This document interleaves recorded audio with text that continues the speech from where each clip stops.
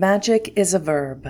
It's active. It's a means of accomplishing an end. The core of magic can be boiled down to one word: action. Hello, and welcome to another lore video on Mage the Ascension. In the last video, we talked about what magic can do, and in this video, we'll talk about the spheres of reality itself.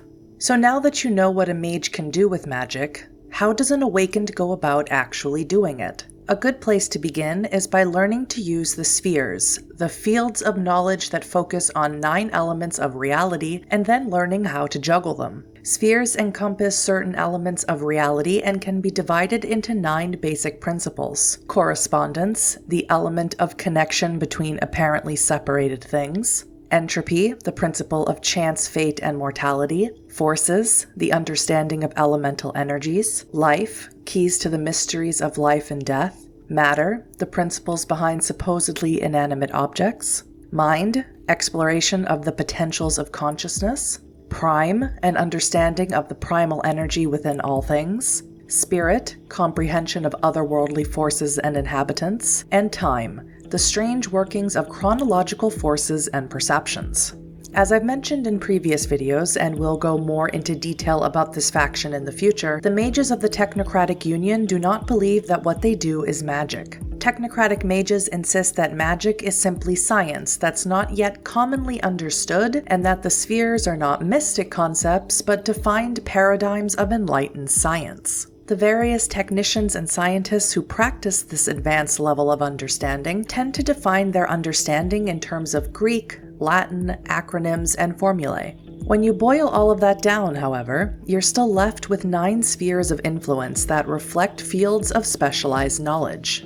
Correspondence principles, the physics of single-point space, dimensional science, paraphysics, practical applications of quantum vibration frequencies, entropic state control, manipulation of probabilities tending toward entropic results, force-based paraphysics, advanced study of elemental physics, life sciences, the governing aspects of biological life forms, material sciences, unified study of inert material states, primal utility theory, exploration and application of unified field energies and the human connection to them, psychodynamics, analysis and manipulation of sentient consciousness, and temporal science, research and application of the chronological. According to certain mages, there's a 10th sphere as well. Some awakened call this theoretical sphere unity, balance, unified field theory, or even ascension. By understanding the 10th sphere, it is claimed, one can go beyond the limitations of the other 9 spheres and open the door to ultimate reality. So far though, if anyone actually has discovered and mastered this 10th sphere, they're either not sharing their insights about it, or they've transcended this mortal realm and taken the secret with them. Regardless of how a mage defines what they do, there's one sphere that inevitably means more to an awakened than any other one. This is called the affinity sphere, an awakened's initial field of study and connection. This reflects a mage's first foray into the world of possibilities. As a child, an awakened may have been obsessed about the mysteries of biology, and their affinity sphere would likely be life. A mage once addicted to gambling would likely have the affinity sphere of entropy, and a mage who once chased tornadoes across the plains of the Midwest would find an affinity in the sphere of forces. There's no rule set in stone about such things, but a person with some strong connection to a certain aspect of reality will often find and nurture an affinity sphere. That same idea holds true for groups as well as individuals. Various mystic and technocratic factions align themselves with certain principles based on their affinity for a given sphere. And although those groups do not insist that all of their initiates share the same affinity sphere, each group values certain ideals and teachings based around their most cherished principles. Each sphere in itself features an array of possibilities. The real magic, though, comes when one starts to bring spheres together. By bringing elements of reality together in creative and often unpredictable ways, a mage unleashes remarkable effects. A bit of prime, a bit of matter, and a fair understanding of life installs cybernetic devices and allows them to function. A blend of force and prime conjures fire, wind, and light. With correspondence alone, a skilled mage can step from one place to another without passing through the intervening space. Add time and they can see past events. Add forces and they could project the image they see upon a wall. Use matter and correspondence instead, and they could open a door in one place, open a door in the next, and step between two doors that had not existed and could not have existed until that moment. That's the true power of the spheres.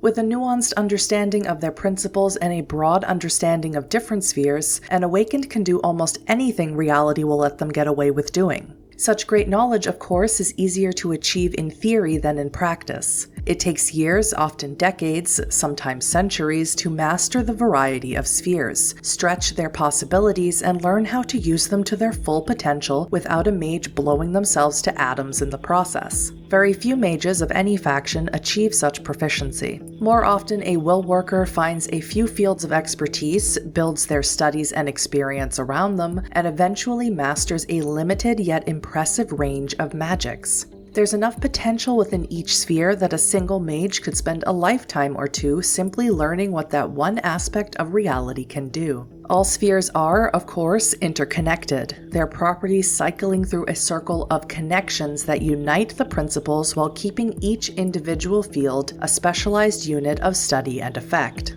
Basically, one thing leads to another, with all of them playing a part in the greater scheme of things. This cycle creates things out of apparent nothingness, from the initial conception of an idea to its form, to the perception of its form, to the decay of that form, so that that idea, its materials, and its essence can return to the first point of the cycle and begin all over again in some new state. Each step of that cycle involves a series of spheres. From original conception in the energy field of prime, an effect gets focused through consciousness in the mind and attains substance through the spirit. Given form in patterns of forces, life, or matter, the substance interacts with other patterns through correspondence and time. Finally, it breaks down through entropy, its elements dispersed back to the prime to start all over again. A mage doesn't need every single sphere in order to bring things into being, however. Generally, that just takes prime and some other combination of forces, matter, life, and perhaps mind. Correspondence, time, and entropy tend to take care of themselves unless a mage speeds them along or alters their natural flow. As for spirit, which of course certain mages don't even believe exists, is a natural process too. Masters of Spirit insist that the soul, the spiritual essence of a being or a thing, depends a great deal upon the energy invested in it. If an awakened really believes in something or someone, it tends to acquire a certain degree of spiritual energy from that belief. Belief is a very powerful thing, far more powerful than most people give it credit for. So what exactly are these spheres, and what can they do? Let's go in depth about each sphere a mage may dedicate their lives to.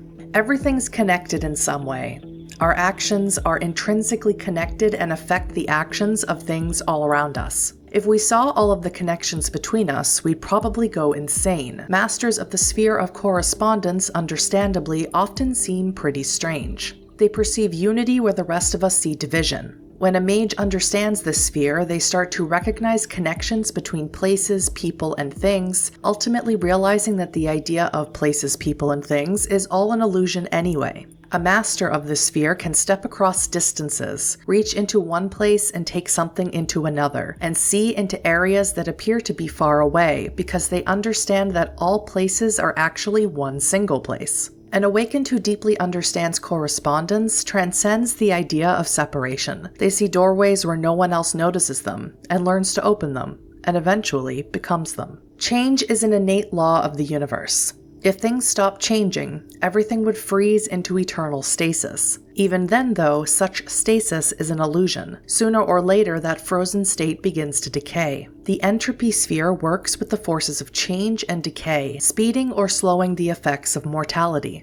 Entropy's principles guide probability, inevitability, and the results of both. Masters of entropy, who often seem morbid, fatalistic, or terribly cheerful, can force the hand of chance, boost or destroy someone's luck, degrade substances, and even destroy thoughts. Entropic mages tend to follow either order or chaos. Devotees of order examine patterns and look for ways to reinforce them, whereas students of chaos look for ways to break down those same patterns and guide their energies toward a new beginning.